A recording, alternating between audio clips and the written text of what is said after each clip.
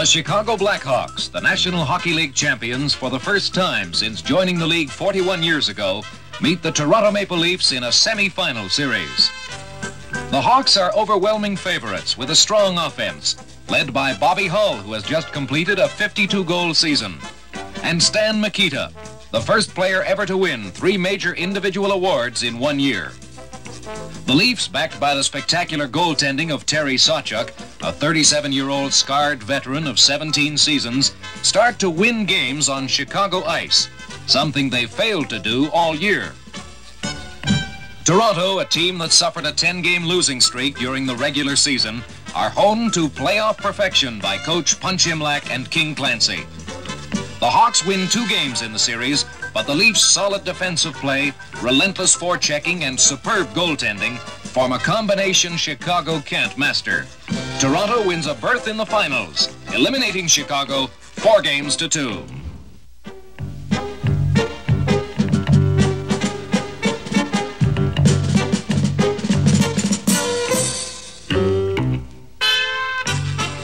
In the other semifinal, Montreal takes on New York. The Rangers, counting heavily on all-star goalie Eddie Giacomin, stun their fans by blowing a 4-1 lead in the first game with only 11 minutes to play. They lose the opener and never completely recover from the shock.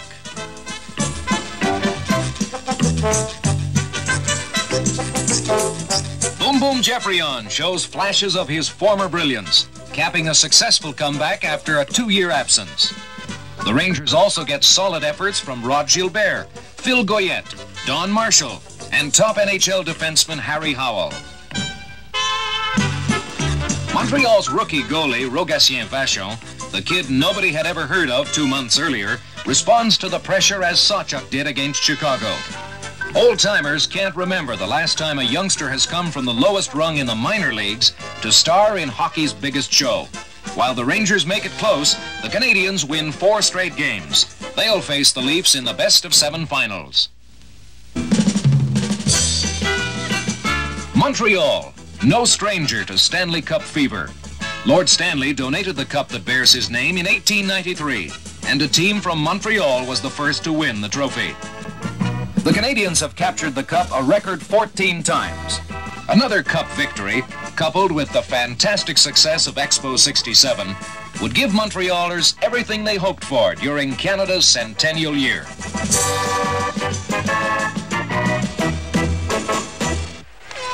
This is Danny Gallivan at the Montreal Forum for the first game of the finals. The Montreal Canadiens are well rested after their 4-game sweep over New York, but the Leafs are weary, having eliminated Chicago only 2 days earlier. This series shapes up as a goaltending duel, Vachon versus Sawchuk. And of course, it's always a coaching battle when Toe Blake meets up with Punch Imlach. Referee Bill Friday drops the puck and the Stanley Cup 1967 finals are underway. Montreal in their red home uniforms, Toronto in white. Right from the opening whistle, the Canadiens show the kind of skating ability that has long been a trademark of Blake's teams. Jean Beliveau leads a 3-man rush, feeds a pass to Gilles Tremblay, but Sawchuk makes the save. The Leafs take a penalty, and the Montreal power play puts added pressure on Sawchuk. There's Dick Duff with a shot right on. Watch now for the most sensational save in the hockey game. Tim Horton circles at center, breaks right through the Montreal defense, and appears to have Vachon beaten.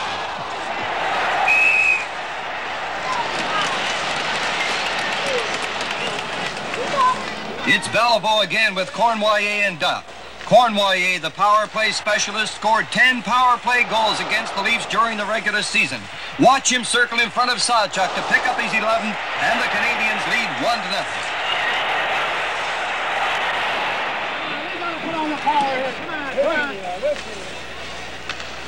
The Leafs come right back. Jim Pappen chases a loose puck in the corner.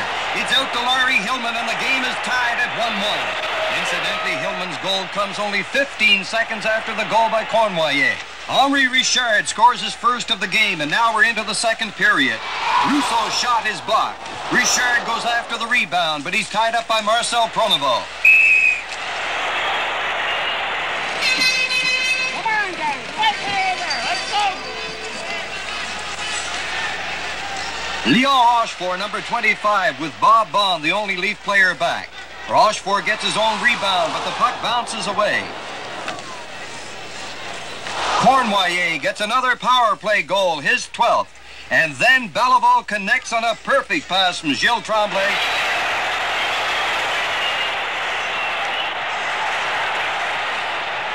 And it's 4-1 Montreal. Now the Leafs have the man advantage. And number 18, Jim Pappen, scores his 4th playoff goal after a fine return pass from Horton.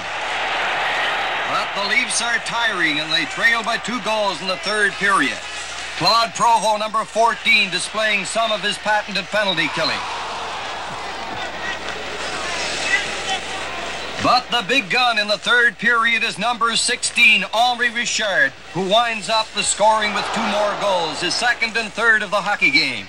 It marks the first time that Henri Richard has scored 3 goals in a playoff game. However, he's not the only Richard to do so. Brother Rocket accomplished the feat 7 times. With Montreal leading 5-2, Terry Sawchuk is replaced by Johnny Bower, who gives up the 6th and final Montreal goal. The Canadiens, solid favorites before the finals got underway, have now gone 15 games without a loss.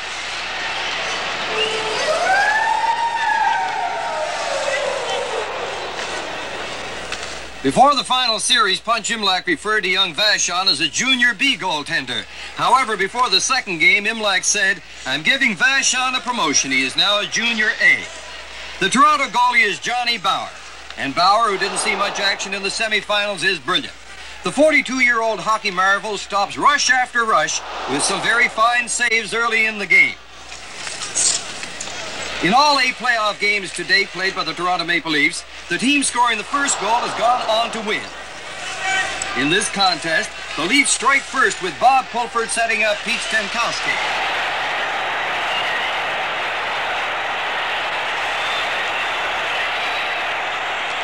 Bower's artistry baffles Montreal. Rarely does a man over 40 possess reflexes like Bower, a man Imlach calls the most remarkable athlete in the world. In this game, the 4 Maple Leaf defensemen give him all the protection that the goalie can ask for. Hillman, Pronovo, Horton, and Stanley keep the Canadiens off stride, and the Leaf forwards are quick to come back and help out. Ron Ellis, a solid 2-way player, attacks for Toronto as the period ends. Come on, dig, dig! Come on, dig! In the 2nd period, Frank Mahovlich brings the puck into Montreal territory. They hold it in, and finally Mike Walton is left uncovered. Walton's hard shot finds the corner of the net, and the Leafs lead 2-0.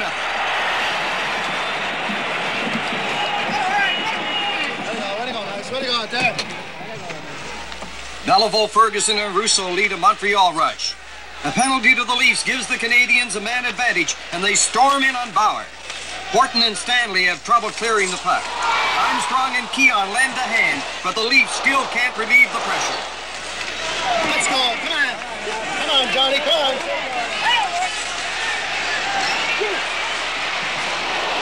Do it again. Come on.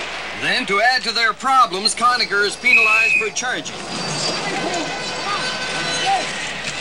Now the Canadiens enjoy a 2-man advantage, but they still can't get that puck past Bower. Horton later adds to the Leaf total, and the 2nd period ends with Toronto leading 3-0. Bower's most hectic moments are yet to come. In the 3rd period, John Ferguson's stick catches Bower in the face. Checking. That's it. That's the...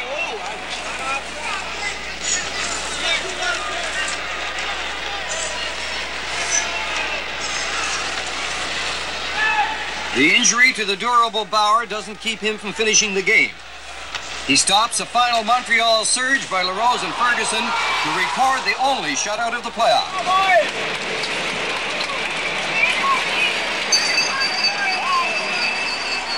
Toronto wins 3-0 to tie up the series. The playoffs move to the city of Toronto, home of the Maple Leafs.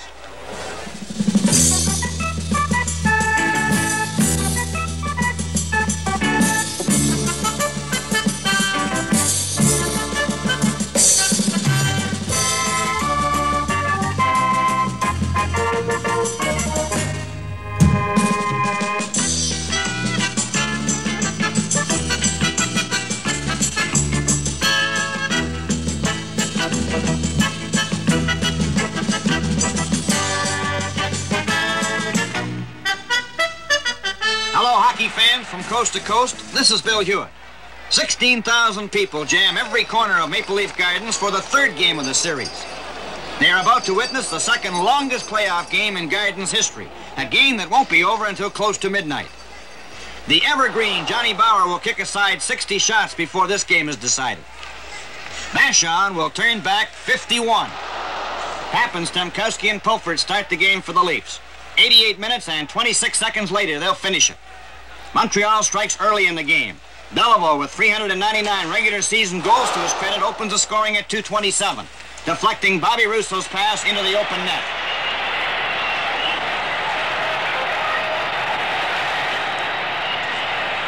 Montreal keeps the pressure on, and Bauer has to be quick to stop Yvan Cournoyer and Dave Ballone.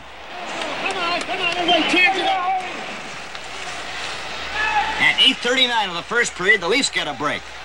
Larry Hillman slaps a rolling puck and Stemkowski tips it in. It's a 1-1 tie. No further scoring in the period. Now in the second period, Armstrong and Keon move in with Mahavlich trailing. Mahavlich fights for the loose puck. His deflected shot is off the goalpost, but it stays out. Number 19, Terry Harper, covers up.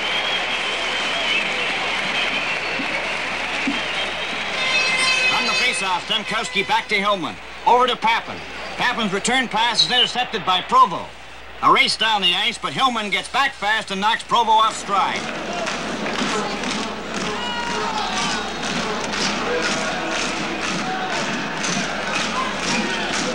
Hillman on a return rush, and his bouncing shot gives Vachon a lot of trouble.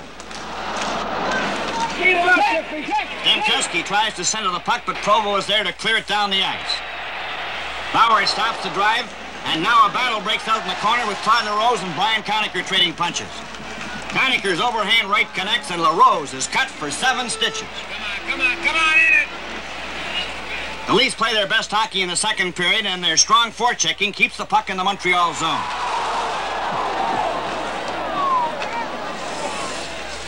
Jim Pappen grabs a loose puck, and his backhand shot dribbles through Vachon's legs. The Leafs take the lead 2-1. Late in the period, a face-off deep in Toronto territory. Ferguson ties it up, and the teams move into the third period with 2 goals each. Come on! Beliveau facing off with Stemkowski, and the third period is underway. Both teams have good chances to score, but the goaltending is superb. The Leafs appear to be letting down a bit, and the Canadiens hold an edge in play. The man of the hour is Bauer, who's called on to make 14 saves in this period. Pulford down the left wing with Pappen and Stemkowski. They keep Vachon busy, but the youngster is unbeatable.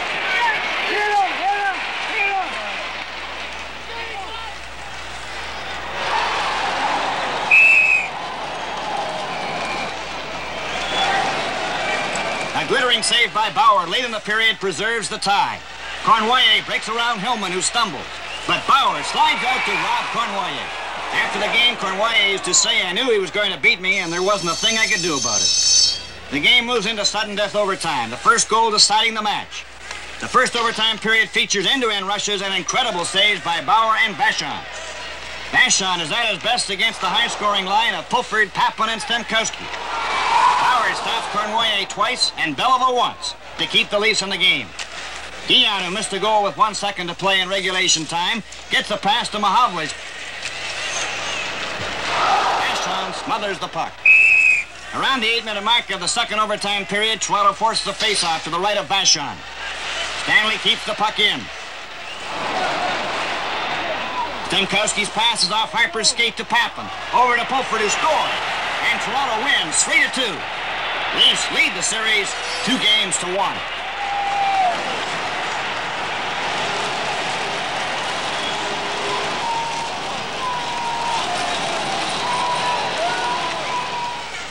The fourth game is played at Maple Leaf Gardens, and the Canadiens receive pre-game encouragement from a rabid Montreal fan. He's sure his Canadiens will tie the series, and his bell will herald every Montreal score. Over there! That's it! Come on! The Leafs open with a flurry of shots on Vachon. And they hope, of course, that the Canadiens will have trouble shaking off that overtime loss, and they'll be mentally down for this game. But Vachon is not easily rattled.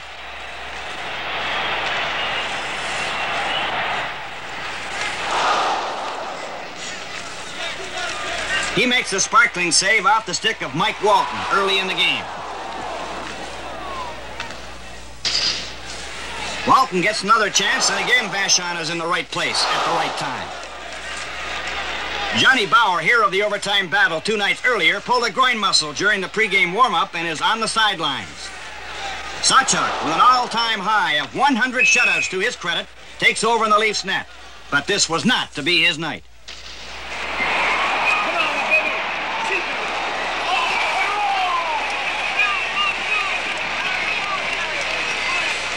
Backstrom, number 6, whips one high into the net, and it's 1-0 Montreal. Marcel Pronovo gets the penalty, and the Canadiens have the man advantage. 6 men to 5. Watch closely now as Bobby Russo's drive from the point bounces off Tim Horton, then off the side of the net. Beliveau whips the puck behind Sawchuk from a difficult angle, and it's 2-0.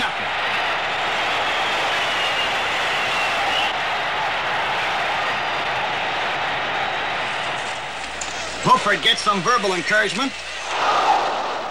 He winds up in the net, but the puck stays out. That reaction is general throughout the Gardens.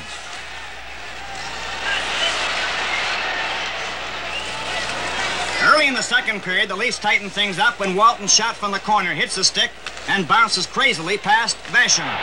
It's a 2-1 hockey game. But Montreal scores 17 seconds later. Richard, unassisted. Horton scores for Toronto, but Beliveau and Backstrom also score for Montreal, and going into the third period, Montreal leads 4-2. And in an effort to shake things up, Imlach sends out Eddie Shack. Seconds later, Shack and Ferguson collide with predictable results.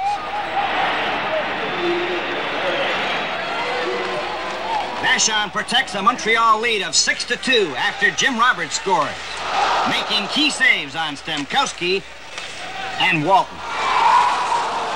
The young goaltender, a second-string player with Houston in the Central League until mid-March, continues to amaze the experts with his coolness. The period ends, and the Canadiens have defeated the Leafs 6-2. The series is once again tied. Vachon receives a well-deserved salute from his teammates and the Toronto fans.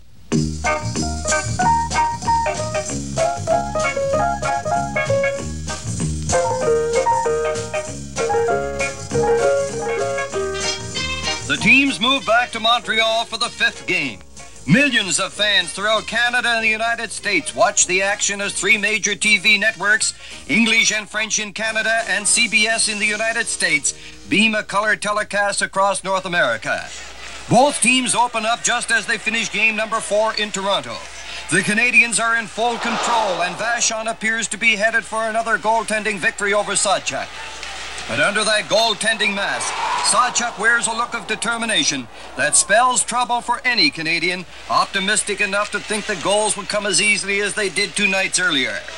Sawchuk, maligned and taunted in some quarters after giving up 6 goals in the 4th game, makes it clear to 14,700 fans in the Forum that when he's right, he's the greatest. He comes up with key saves on Beliveau and Cornwallis.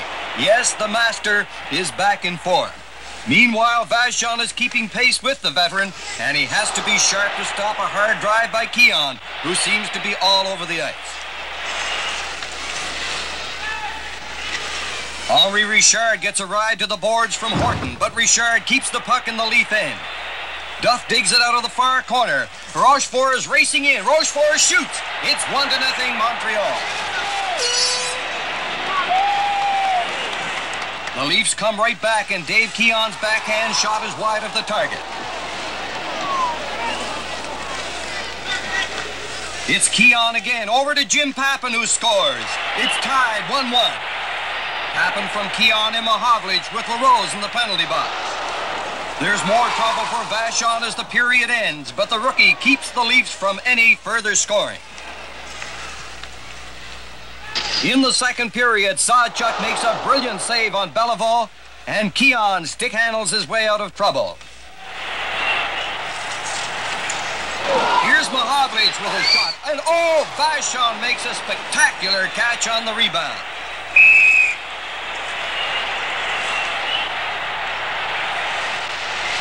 Kelly gets the puck to Hillman at the point. Vachon blocks the shot. but Brian Conniger wraps in the rebound, and the Leafs take a 2-1 lead. Now Montreal has the man advantage, but their hopes for a tie are squashed by Marcel Pronovo, who breaks up the power play and scores to make it 3-1 for Toronto.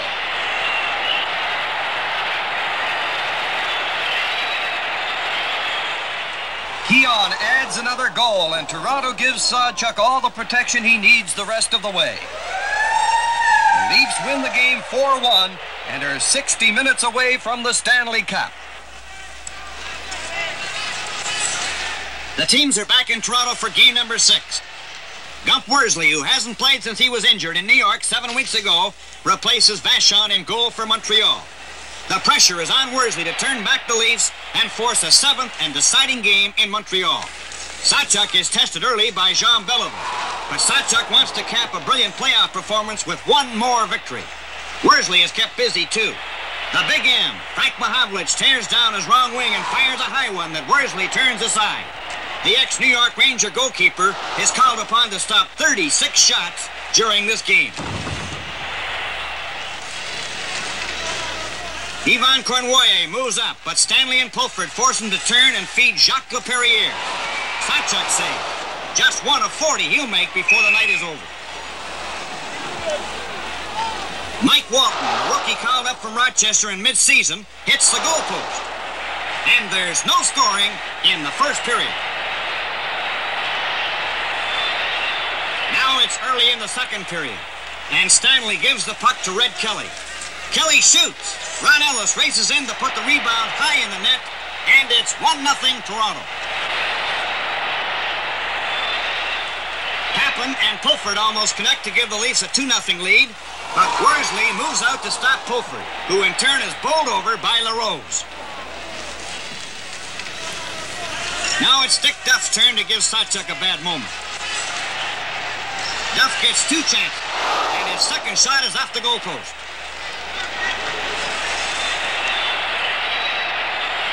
Peter Stamkowski brings the puck out for Toronto, with Pappen trailing on the play. Pappen, with nowhere to go, backhands a shot in front. It's off Harper's leg and in the net. 2-0 Toronto. Pappen leads all scorers in the playoffs, and the Leafs go into the third period, clinging to that 2-0 lead. They're 20 minutes away from the Stanley Cup. Imlach is getting great performances from his veterans. Here's Red Kelly moving in on Worsley.